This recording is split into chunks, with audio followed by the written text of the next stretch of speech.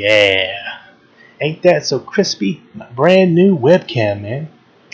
Now you get to see me in HD ugliness 2.0. Yeah. Finally had some money to get this $70 camera. Everything else is taken care of, so I figured, why not? Do a little upgrade for the show. You know? Get rid of that pixelated bullshit that I had to deal with before. I mean, the quality was okay, but you know. Anywho, this particular video is about. I wanted to address this earlier, a few weeks ago at least, but I just didn't get around to it. It's about Andrew Yang's performance on the stage. I mean, his mic got cut off allegedly, some fishy shit happened. But anyway, besides that, I'm talking about the way he's marketing how to pay for basic income. I'm supposed not many of you may realize this or know about this, but Andrew Yang actually follows me on Twitter.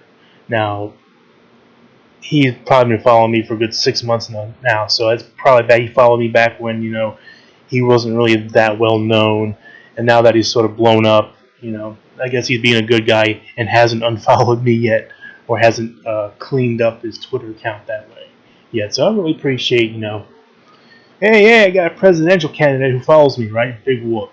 But still, it's kind of neat. So I figured, because of that, after the debates, I sent Yang, actually I think it was a little bit before the debates, I sent him a short message, like, hey, look, dude, you need to message or market basic income on how you're going to pay for it. Like, look, what we're doing now with poverty is far more existing. Poverty existing the way it does is far more expensive than doing the net transfer cost of a basic income.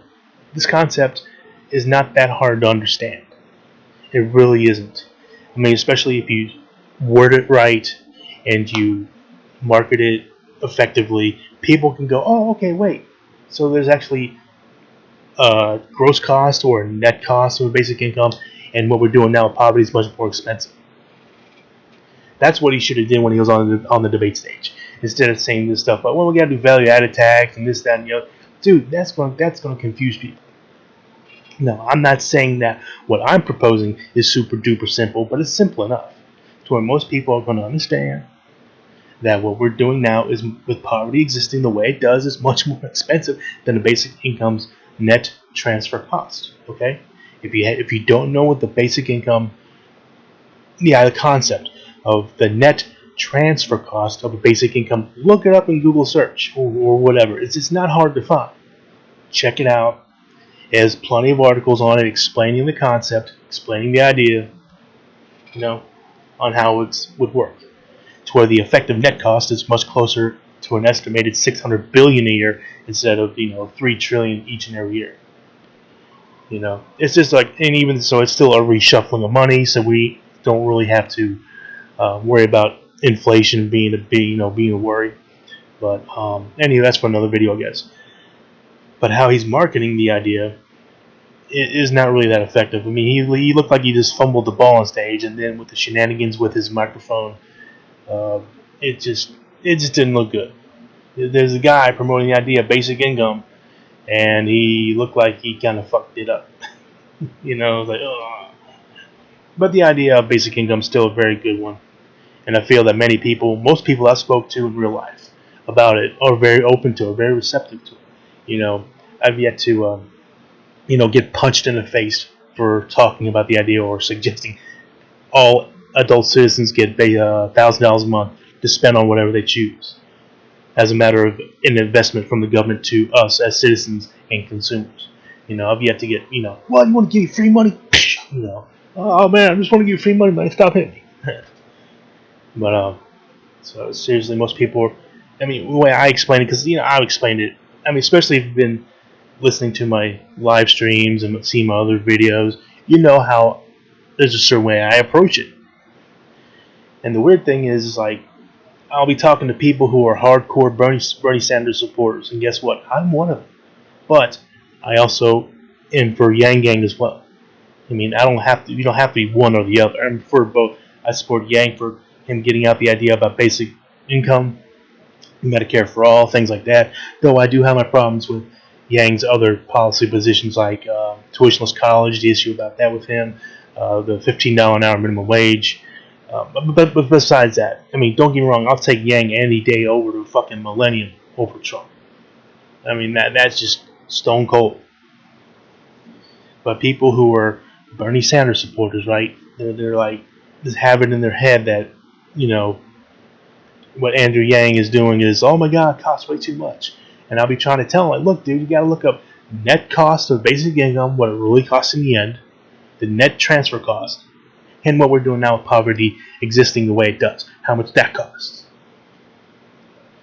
You know, some get it. Some are like, oh, okay, I didn't see it that way. Because some people are legitimately worried, and for good reason, really good reason, that basic income is to replace social, FDR's New Deal programs or other social programs, and we don't need to do that.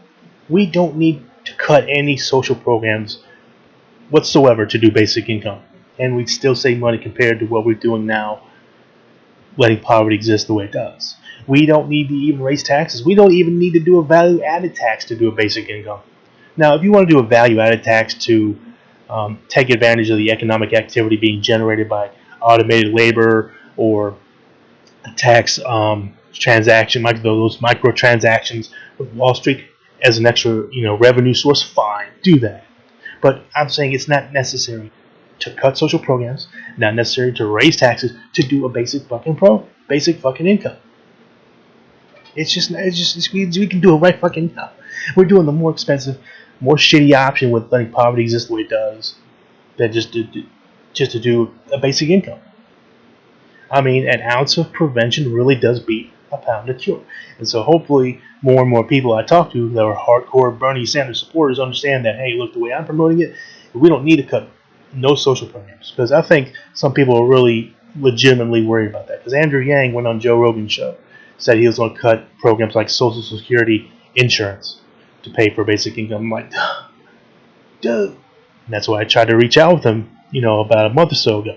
So you do. I mean, I don't know if he's seen it because he's super busy campaigning and all that, but it's kind of hoping that he would have seen it. There's another huge proponent of basic income. His name is Professor Guy Standing, and he's been, talking about the idea of basic income since the middle or late '80s. Yeah, from the fucking '80s. He's been talking about it, going to, conference rooms and shit like that, trying to spread the idea. And of course, initially, people's reaction were looking at him like he was fucking crazy. But over the years, people grow more and more receptive to it. But anywho, I told Professor Guy Standing about, hey, this cost thing. We were doing the more expensive thing right now. And Guy Standing said, hey, that's a great position to take. So of course, he forwards that idea off to other supporters like Scott Santens. A couple others who I forget their names right now, but at least with that, I'm sort of just showing people like Guy Standing who are, pretty much in the field, well-known names in the field of basic income or promoting it. That hey, look, we don't need to cut shit. I'm not saying Guy Standing says he wants to cut programs to do basic income. I'm not saying that. I don't think he wants to cut any programs or anything like that to do basic income. I'm just saying that he's going to get, hopefully, with him also getting out the idea, hey, we're doing the more expensive, less effective option with poverty existing the way it does now versus what the net transfer cost of basic income would cost. It's just really weird. It's like these ideas, or at least these progressive-like ideas, seem to be the more fiscally reasonable, more fiscally, directionally conservative options than what we're doing now, just letting shit go the way it does. A little more effective leveraging of our economy and by the government, and to unleash an untold amount of economic growth and prosperity that everyone can enjoy. I mean, wouldn't you want that? I certainly do. Like I said, I made a video a while back about the selfish case for being progressive. Conservatives want to be selfish for their own reasons. Most do. They want to be selfish. They have their ideology for their own selfish reasons. I got mine for my own selfish reasons, which happen to be fiscally superior and more reasonable than what their solutions tend to be. And don't get me wrong, a lot of people who I've talked to who are conservative or right of center, after I've told them the numbers, the facts, and the studies, and the articles, and the history of basic income, end up being more receptive to the idea. I'm not saying they're going to swear on the holy book of basic income, but they are really, really, really, you know, they really sort of turned around because of how I explained it to them and the evidence and the numbers behind it. And Andrew Yang needs to do that too. Andrew Yang, man, he's great. Like I said, I'll take him over Trump any day of the fucking millennium. And if he would just get on the ball, say, look, America, we're doing the more expensive, less effective option with letting poverty exist the way it does because it's truly expensive, costing an estimated $4 trillion a year. The net transfer costs of a basic income, $1,000 a month for every adult citizen, is roughly around $600 billion a year. And many tests have shown it greatly reduces crime, health issues, and stress, increases productivity. So we can do the basic income and unleash a torrent of economic growth and prosperity. That's basically what he should say. I'm sure there's a better way to say that, but you want to get the idea out that's not going to be, not going to shortcut the message or cheat the message. So if he would have said that within his 30 seconds, I think he would have had a really strong opening. But it is what it is. It's just my gripe with how he did it, because it seems like he seems to be kind of in this mindset that he wants to cut certain things to do basic income and then raise taxes. There's no need to do it. We can do a basic income right fucking now and save money compared to what we're doing now, letting poverty exist the way it does. And we still save fucking money right fucking now without having to cut anything. So I'll leave the course. I'll leave the links below in the description so you guys can see where my numbers are and shit. As always, leave comments, questions, concerns down in the section below, and I'll read them and probably respond if it's good enough, or if it's, well, if I feel it needs to be responded to. I do read the comments because I'm a small channel, so ain't nothing else to do right now. But anywho, I said my piece, and I appreciate you guys. See you guys around.